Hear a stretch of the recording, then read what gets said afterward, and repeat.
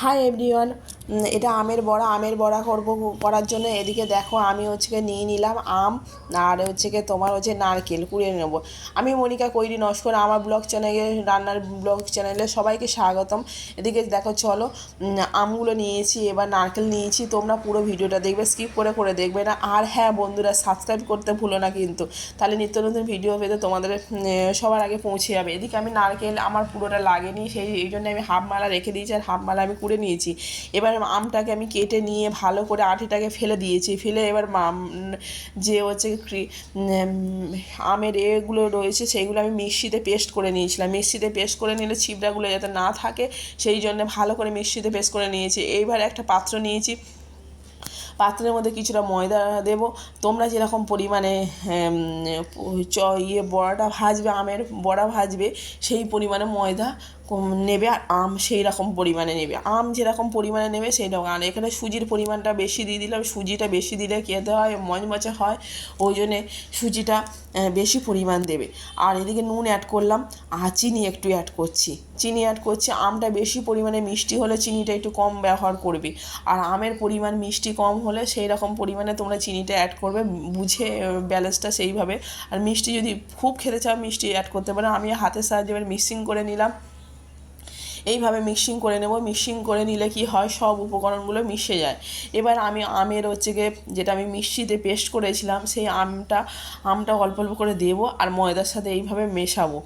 আর তোমরা কী বলো তো, সব একসাথে দিয়ে মেশাবে না, অল্প অল্প দেবে আর এইভাবে মিক্সিং করবে। দেখতে পাচ্ছ আমি অল্প অল্প করে আমটাকে দিচ্ছি আর দিয়ে মিক্সিং করে নিচ্ছি। তাহলে কি হয়, মিক্সিংটা ভালো হয়, ডেলা ডেলা ভেতরে গলা পাকিয়ে যেন না যায়। এইভাবে দেখতে পাচ্ছ বেশি নরমও হয় না, বেশি শক্তও না, এই পরিমাণে এইভাবে তোমাদের ভালো করে মিক্সিং করে নিতে হবে। এবার আমি দিয়ে দিলাম, ভালো করে আমার মিক্সিং করা হয়ে গেছে। এবার দিয়ে দেবো ওপর থেকে আমি একটু তোমার মৌরি মৌরি কিছুটা অ্যাড করলাম। মৌরি দিলে কি হয়, খেতে খুবই সুন্দর লাগে। মৌরিটা পড়লে কি হয়, সেন্টটা একটা অন্যরকম লাগে। আর কিছুটা আমি কাঁচা বাদাম অ্যাড করলাম। তোমরা ভাজা বাদামও অ্যাড করতে পারো, আমি কাঁচা বাদাম অ্যাড করলাম। আর তোমরা ভাজা বাদাম অ্যাড করতে পারো, আমি ভাজা বাদাম অ্যাড করলাম না, আমি কাঁচা বাদাম অ্যাড করলাম। কিছুটা পরিমাণে নারকেলের পরিমাণটা একটু বেশি দেবে। আর সুজি আর নারকেল, এই বড়াটা বানাতে গেলে সুজি আর নারকেলের পরিমাণটা বেশি লাগে, আর ময়দা কম লাগে। আর ময়দার পরিমাণ থেকে সুজি আর তোমার নারকেলটা কুড়াটা বেশি লাগে। নারকেল কুড়াটা বেশি দিলে কি হয়, খেতে খুবই সুন্দর লাগে। নারকেলটা বেশি পরিমাণে দিলে খেতে খুবই সুন্দর লাগে আর ভালো লাগে, মুখে পড়লে একটা অন্যরকম স্বাদ একটা আসে। দেখতে পাচ্ছ আমি সেইভাবে এবার ভালো করে মিক্সিং করে নিচ্ছি। ফের মিক্সিং করে নিয়ে হাতের সাহায্যে তোমাকে কি বলো তো ভালো করে ফেটিয়ে নিতে হবে। এইভাবে যত ফেটাবে ভেতরে, এইভাবে ফেটাবে তাতে হয় কি বলো তো, এই যে মিক্সিংটা ফুলবে, তেলের মধ্যে যখন দেবে তখন ভালো করে মিক্সিংটা ফুলে যাবে। এই জন্যে এইভাবে তোমাকে ভালো করে মিক্সিং করতে হবে হাতের সাহায্যে। মিক্সিং যত পরিমাণে হবে 5 থেকে 10 মিনিট এরকম মিক্সিং করে নিয়ে একটু ঢাকা দিয়ে রেখে দিতে হবে। রেখে দিয়ে আমি তারপরে চলে এলাম কড়াইতে, আমি তেল বসিয়ে দিয়েছি।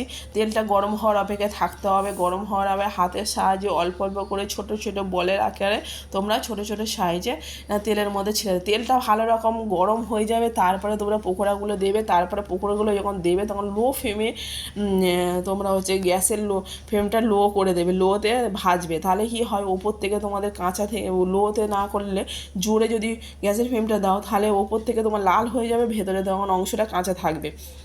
ওই জন্য লো ফ্লেমে করে দিলে তোমার ভেতর অবধি তোমাকে কাঁচা থাকবে না, ভালোভাবে হয়ে যাবে। আর তোমরা এইটা করে 2 দিন রেখে দিতে পারো, এয়ার কন্টেনারে রেখে দিতে পারো, রেখে 2 দিন ধরে খেতে পারো।